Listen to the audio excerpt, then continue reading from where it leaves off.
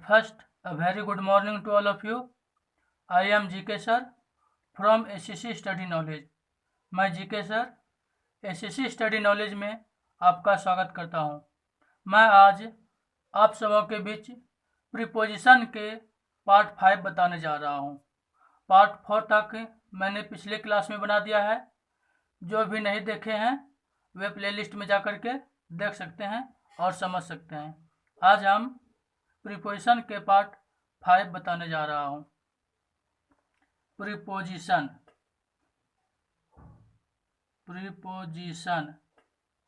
Part 5 preposition का part 5 है। इसमें हम लोग पढ़ेंगे पहला यूज बिलो का। क्या पढ़ेंगे? बिलो का यूज पढ़ेंगे।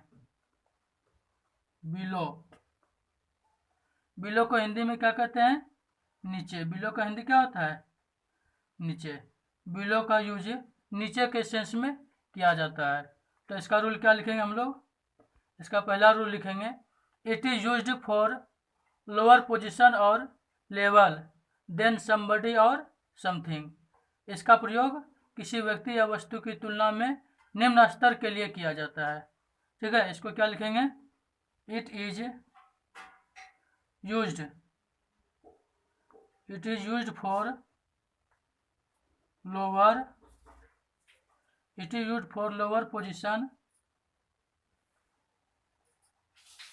पोजीशन और लेवल देन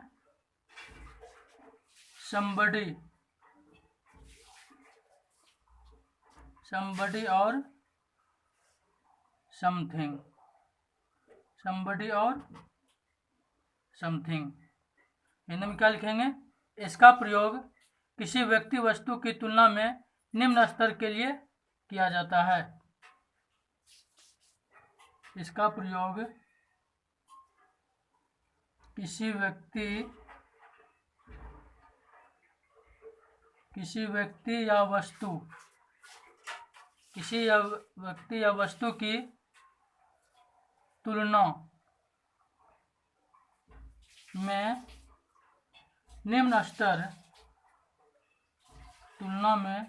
निम्न स्तर के लिए किया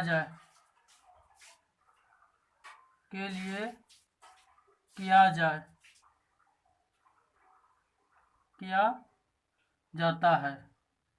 निम्न स्तर के लिए किया जाता है। इसका एग्जांपल में हम लोग क्या लिखेंगे? जैसे please don't write below this line, यानी इस लाइन के नीचे मत लिखो।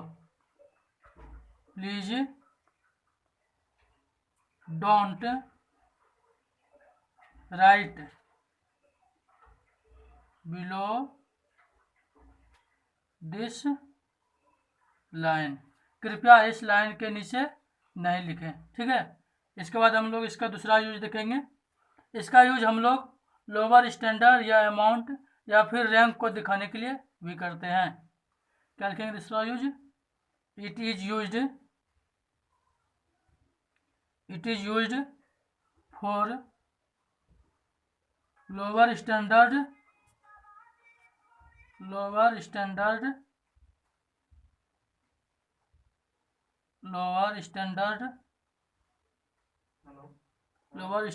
और अमाउंट और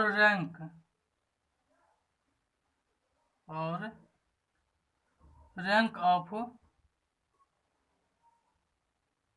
somebody और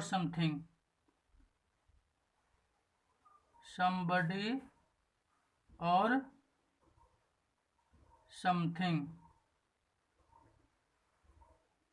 it is used for lower standard और अमाउंट और रैंक ऑफ somebody और समथिंग।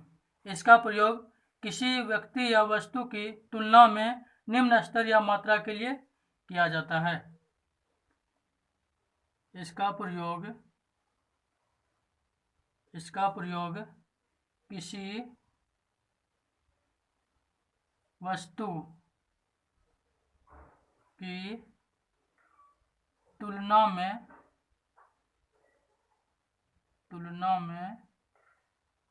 निम्न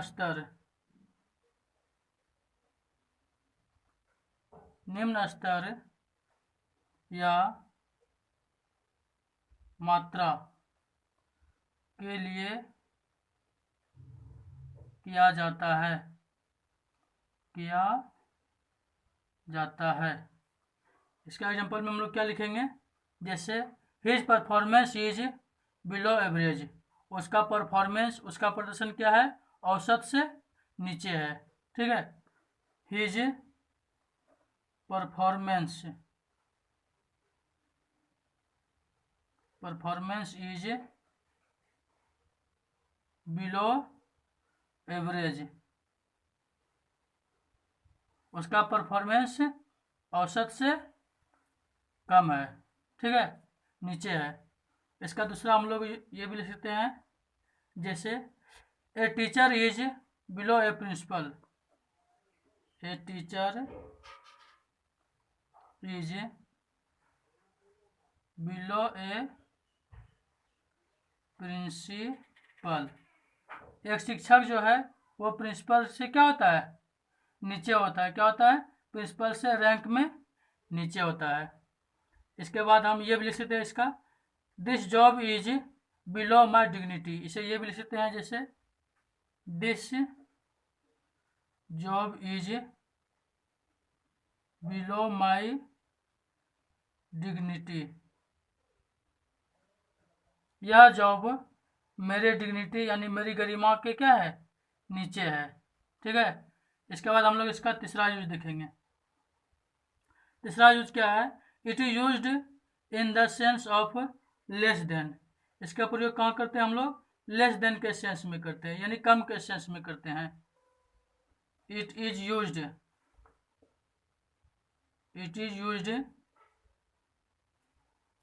इन द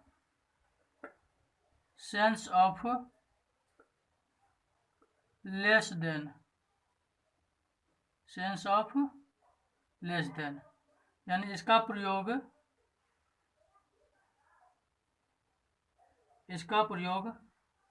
कम के सेंस में किया जाता है,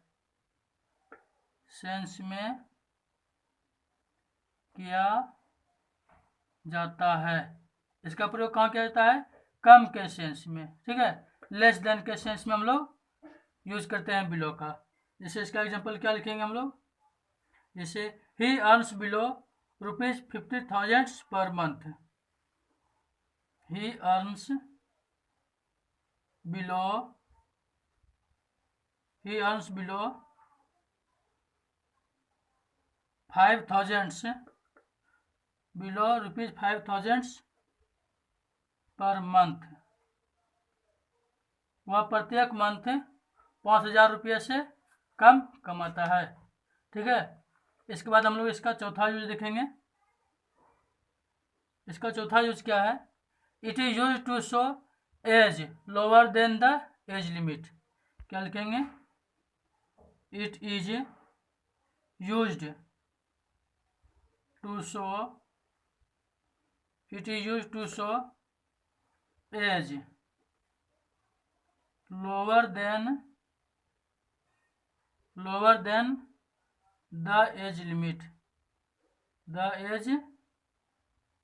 लिमिट, इसको हिंदी में क्या लिखेंगे, इसका प्रयोग तय उम्र सीमा से कम उम्र के लिए किया जाता है। इसका प्रयोग तय उम्र सीमा से कम उम्र के लिए किया जाता है। इसका प्रयोग तय उम्र सीमा से कम उम्र के लिए किया जाता है। हम लोग इसका एग्जांपल इस प्रकार से देखते हैं,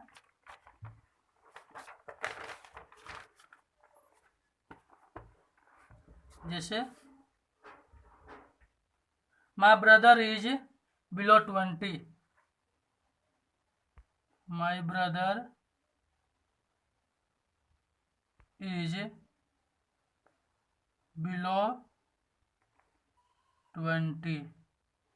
मेरा भाई 20 वर्ष से कम का है। मेरा भाई 20 वर्ष से कम उम्र का है। ठीक है, इस प्रकार से हमारा बिलो का यूज समाप्त होता है। अब हम लोग देखेंगे इसके बाद अगला अंडर का यूज। क्या देखेंगे? अंडर का यूज। यूज ऑफ अंडर, इसका हिंदी भी क्या होता है? नीचे होता है। ठीक है, इसका हिंदी क्या होता है?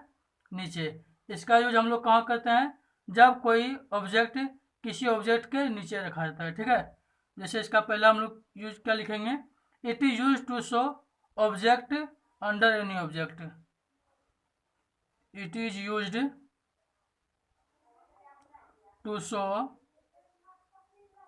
It is use to show object under any object, under any object. इसे हिंदी में क्या लिखेंगे? इसका प्रयोग किसी वस्तु को किसी वस्तु के नीचे के लिए किया जाता है। इसका प्रयोग किसी वस्तु को किसी वस्तु के नीचे, किसी वस्तु के नीचे के लिए किया जाता है। नीचे के लिए किया जाता है। ठीक है, इसका एग्जांपल हम लोग क्या लिखेंगे? जैसे there is a cat under the table. There is a cat under the table. Table के नीचे क्या है? बिल्ली है। टेबल के नीचे बिल्ली है, तो क्या लिखेंगे? There is a cat under the table. अब हम लोग इसका दूसरा यूज देखेंगे। It is use in the sense of less than. इसका यूज कम के सेंस में करते हैं। It is used in the sense of less than, less than. इसे हिंदी में क्या लिखेंगे? इसका प्रयोग कम के सेंस में किया जाता है। इसका प्रयोग कम के सेंस में, कम के सेंस में किया जाता है। इसका प्रयोग कम के सेंस में किया जाता है। एग्जांपल में हम लोग क्या लिखेंगे इसका? जैसे he is under 20। He is under 20। वह 20 वर्ष के नीचे है। He is under 20। ठीक है, इसके बाद हम लोग इसका तीसरा यूज देखेंगे। तीसरा यूज हम लोग कहाँ करते हैं इसका? किसी भी चीज़ के स्टेट को शो करने के लिए। ठीक है, किसी भी चीज़ के स्टेट को शो करने के लिए हम लोग क्या करते हैं? अंडर को यूज करते हैं। जैसे it is used to show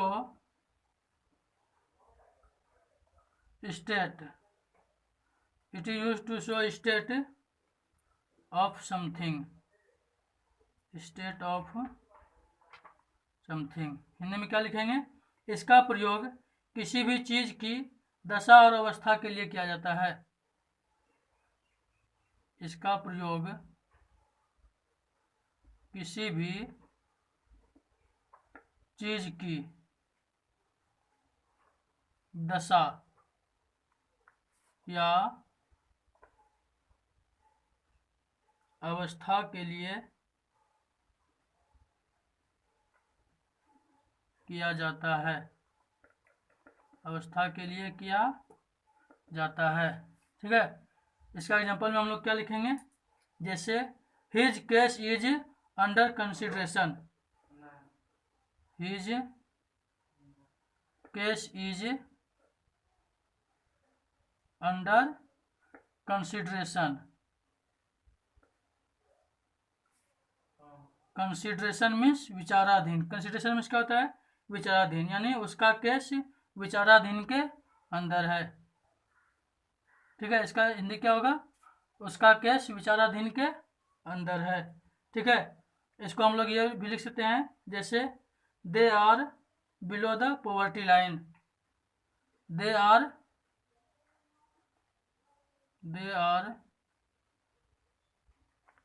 below the poverty line, वे लोग पॉवर्टी लाइन यानी गरीबी रेखा के नीचे हैं। ठीक है, वे लोग गरीबी रेखा के नीचे हैं। इसके बाद हम लोग इसका चौथा यूज देखेंगे। क्या देखेंगे? चौथा यूज। चौथा यूज हम लोग क्या करते हैं, इसको किसी भी चीज़ को गवर्न करने के लिए क्या करते हैं हम लोग, यूज करते हैं कि ठीक ना, किसी भी बॉडी के द्वारा गवर्न यानी शासन करने के लिए, या फिर किसी के अधीन में कोई चीज़ होता है नेतृत्व करने के लिए क्या करते हैं हम लोग, अंडर का यूज करते हैं। इसको क्या लिख सकते हैं हम लोग, जैसे it is used to show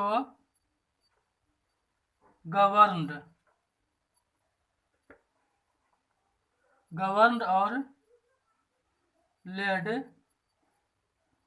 by somebody। इसको हिंदी में क्या लिखेंगे, इसका प्रयोग किसी के द्वारा शासित या अधीन या नेतृत्व के लिए किया जाता है। इसका प्रयोग किसी के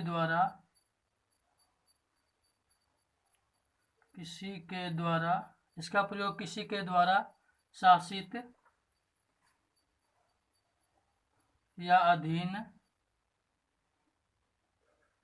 या फिर के नेतृत्व में या फिर नेतृत्व के लिए किया जाता है। ठीक है, अब इसका एग्जांपल हम लोग लिखेंगे इस प्रकार से, जैसे the teacher is under the principal. क्या लिखेंगे एग्जांपल में हम, the teacher is under the principal. Teacher क्या होते हैं, प्रिंसिपल के अधीन होते हैं, प्रिंसिपल के नीचे होते हैं। ठीक है, प्रिंसिपल के अधीन होते हैं। हम लोग यहाँ पर क्या करेंगे, अंडर का यूज करेंगे। हम लोग दूसरा ये भी देख सकते हैं, जैसे the college runs under a management. क्या लिख सकते हैं हम लोग, जैसे the college runs under A management.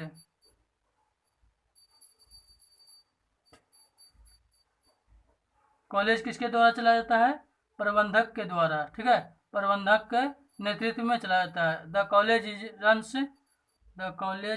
Runs under A management के अंडर में कॉलेज को चलाया जाता है। इस प्रकार से हमारा अंडर का भी यूज समाप्त होता है। अब हम लोग देखेंगे अगला यूज बाय का। क्या देखेंगे, बाय का यूज। ठीक है, बाय का मतलब क्या होता है, से या फिर के द्वारा। बाय का हिंदी क्या होता है, से या फिर के द्वारा। इसका हम लोग कहाँ यूज करते हैं, देखते हैं एक करके बारीकी से। पहला यूज देखेंगे हम लोग, इसका यूज ट्रांसपोर्टेशन के लिए किया जाता है। कहाँ किया जाता है, ट्रांसपोर्टेशन के लिए। जब कोई चीज़ को एक जगह से दूसरी जगह भेजा जाता है या फिर लाया जाता है, तो उसके लिए हम लोग क्या करते हैं, बाय का यूज करते हैं। क्या लिखेंगे, it is used for transportation.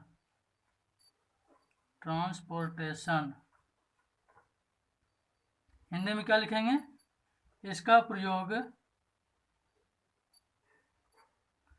प्रयोग यातायात के साधनों के साथ किया जाता है। ठीक है, इसके एग्जांपल में हम लोग क्या लिख सकते हैं, जैसे he is coming by train. He is coming by train, वह ट्रेन से आ रहा है। यहाँ पर क्या है, ये हमारा ट्रांसपोर्टेशन का साधन है। एक जगह से दूसरी जगह क्या करता है, कोई भी चीज़ को पहुंचाता है या फिर लाता है। ये क्या है, ट्रांसपोर्टेशन का साधन, इसलिए हम लोग क्या लगाएंगे, इसके साथ बाय का यूज करेंगे। इसके बाद हम लोग इसका दूसरा यूज देखते हैं। दूसरा यूज है it is used for nearness in place. इसका यूज हम कहाँ करते हैं, नियरनेस इन प्लेस, यानी कि कोई भी प्लेस के नज़दीकी या किनारे के लिए करते हैं। ठीक है, इसको क्या लिखेंगे, it is used for nearness in place, nearness in place. Hindi में क्या लिखेंगे, इसका प्रयोग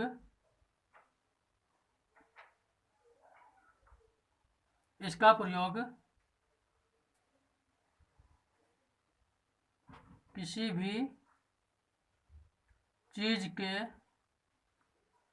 समीप या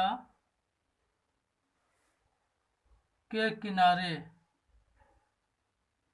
के लिए किया जाता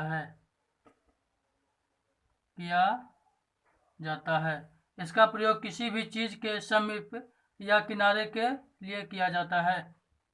इसका एग्जांपल में हम लोग क्या ले सकते हैं, जैसे there is a temple by the river,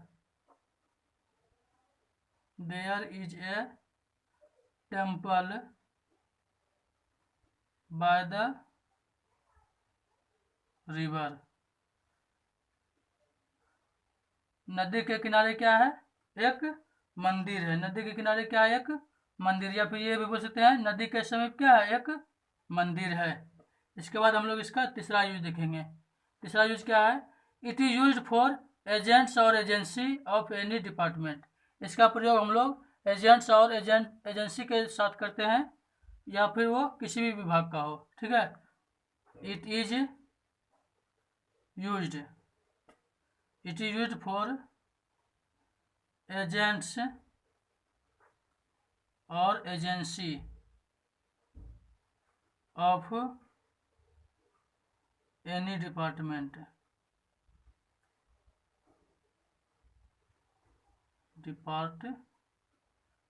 Hindi में क्या लिखेंगे हम लोग, इसका प्रयोग किसी भी विभाग के प्रतिनिधि, शाखा या संस्था के लिए किया जाता है। इसका प्रयोग किसी भी विभाग के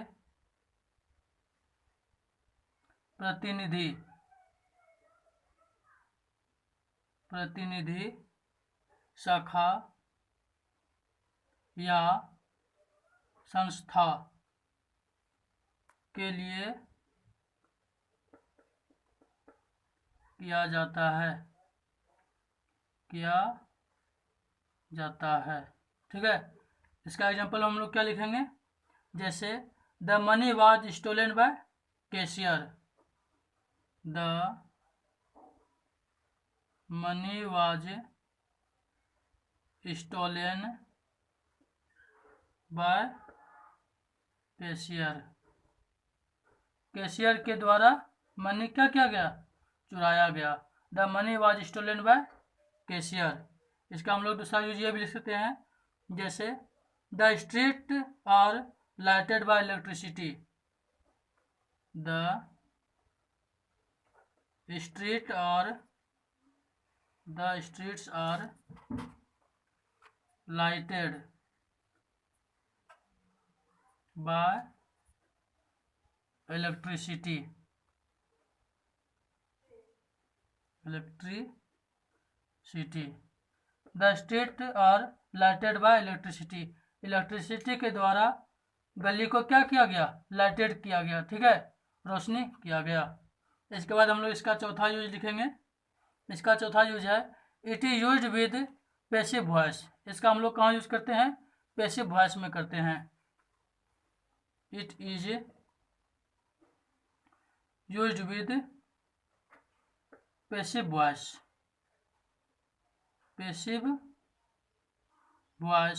before object,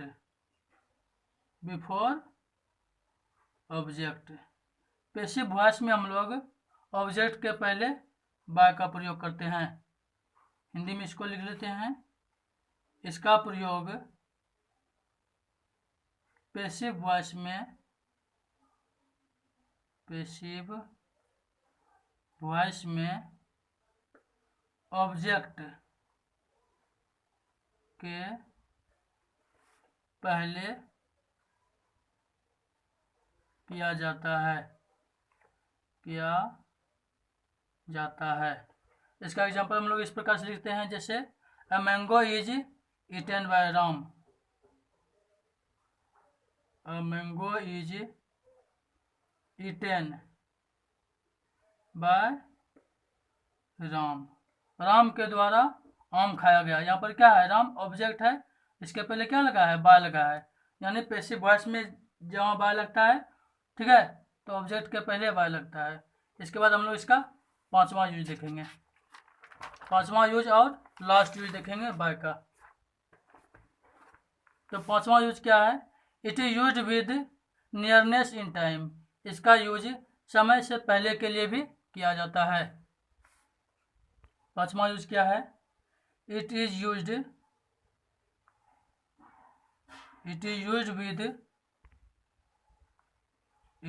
with nearness in time. Nearness in time, इसका प्रयोग समय से पहले के लिए किया जाता है।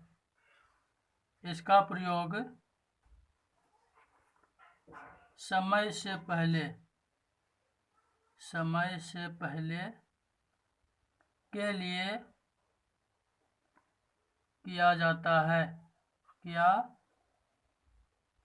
है, ठीक है। इसका एग्जांपल हम लोग क्या लिखेंगे, जैसे can you finish this work by 4 o'clock। Can you finish this work by 4 o'clock। क्या आप इस काम को 4 बजे के पहले पूरा कर सकते हैं। तो हम लोग क्या करेंगे, यहाँ समय से पहले यानी 4 बजे के पहले क्या करते हैं, समय से पहले के हम क्या करते हैं, बाय का यूज करते हैं। इस प्रकार से हम लोग ने प्रीपोजिशन का यूज देख लिया बाय का। अब हम नेक्स्ट प्रीपोजिशन का यूज अगले क्लास में बताएंगे। आशा करता हूँ आप लोगों को अच्छी तरह से समझ में आया होगा, और यदि किसी प्रकार का दिक्कत हो तो आप कमेंट्स करेंगे, हम उसका सॉल्यूशन जरूर करेंगे। धन्यवाद।